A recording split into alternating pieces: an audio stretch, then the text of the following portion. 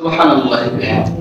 যারা গুনাহ থেকে মাপ চাইছেন, যারা মদ পান করে, তারা যদি তওবা করে থাকে, আল্লাহ আজ থেকে কোনদিন আর তো কি করব না, মদ পান করব না, আল্লাহ তাদের গুনাহকে মাফ করে দিয়েছেন। সুবহানাল্লাহ। যারা সুদখোর, তাদের দোয়া ওই রাত্রে কবুল হয় না। যারা তওবা করেছে, আল্লাহ আজ থেকে কোন গুনাহ করব না, আজ থেকে সুদ খাবো না, ঘুষ খাবো না, আল্লাহ তাআলা তাদেরকে ক্ষমা করে দিয়েছেন। আল্লাহ তাআলা মুশরিককে ওই রাত্রে ক্ষমা করেন না। যদি ওই মুশরিক ব্যক্তি তওবা করে, আল্লাহ পাক রব্বুল আলামিন ওই রাত্রিতে আল্লাহ তাআলা ওই বান্দাকে maaf করে দেন তওবা করার কারণে। সুবহানাল্লাহ। কি করতে হবে? তওবা করতে হবে। তওবা ফেরেশতা করে? ফেরেশতার কোনো তওবার দরকার নাই।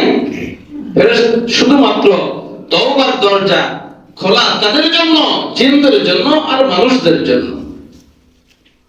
জিনদের জন্য আর মানুষদের জন্য।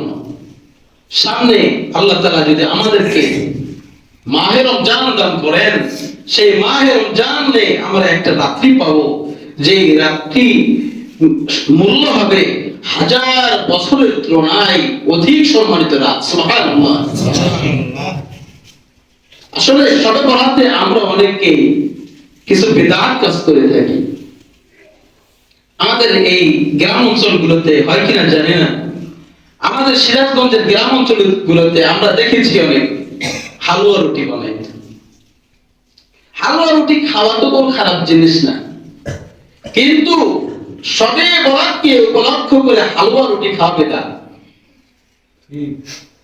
শবে বরাতকে উপলক্ষ করে হালুয়া রুটি খাওয়া বেদাত। এই জিনিসটা অনেক গ্রামে চালু আছে, এখনো চালু আছে। আমার ছোট বোন বলল যে সুজানগর ওইদিকে পাটনা এখনো প্রচুর পরিমাণে এগুলো প্রথা চালু আছে, তারা এগুলো পালন করে। আসলে শবে বরাত মানে বরকতের রজনী। কিসের রজনী? এটাকে অনেক আহলে হাদিস নামক একটা দল, ফিরকা, এরা অস্বীকার করে। শবে বরাত বলতে কোনো কিছুই নাই। নাউজুবিল্লাহ।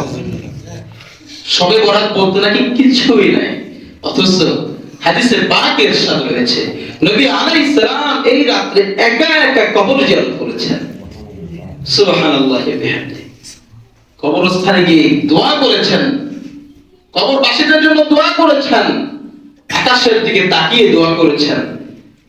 তারপরেও নাকি এই রাতের কথা নাই। নাউজুবিল্লাহ। তারা চক্ষু কানা তো, তারা চোখে খুব কম দেখে। তারা শবে বরাত খোঁজে হাদিসে। কি খোঁজে? শবে বরাত এই শব্দটাকে খোঁজে। আসলে বলেন তো, শবে বরাত